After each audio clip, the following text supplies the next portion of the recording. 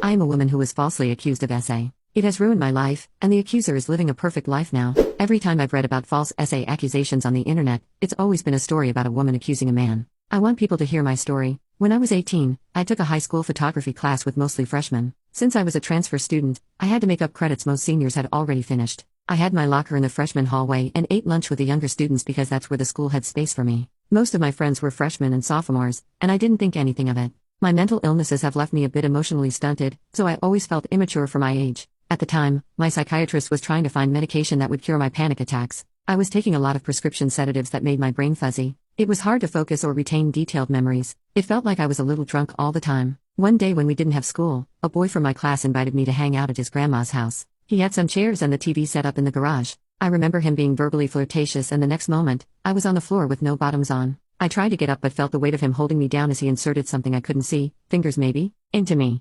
He was younger, but taller and heavier than me. I tried to shake it off like a bad dream, but the next day I was bleeding and in pain, not from a period, so I went to the school nurse and told her what happened. This was the biggest mistake of my life. She told the police. I gave my side of the story to a female officer and she went to interview the boy, who told her I wanted it. Imagine my surprise when I got a notice in a mail that I was being charged with felony criminal intimate conduct with an underage person. The boy was a few months under the age of consent. A year of legal battles followed. My therapist defended my innocence, mentioning her concern about my unusually low intimate drive. The boy's own parents spoke in my defense as well, telling the judge that he had brought other girls home when he wasn't supposed to, but it didn't matter. The prosecuting attorney told me that if I really believed I was innocent, I could take the case to trial, but if I lost, I could face 5 years in prison and time on the offender registry. If I pled guilty, I'd get a stay of adjudication. The charge would drop off my record after 5 years and I could continue my life on an unsupervised probation. I was 19 then and had just been accepted into college. I took the plea because I was terrified of being locked up. I just wanted to move far away from that place and be a normal teenager. I didn't fully grasp that the charge would never really go away. During the pandemic, my grandpa died and I inherited enough money to apply for an expungement.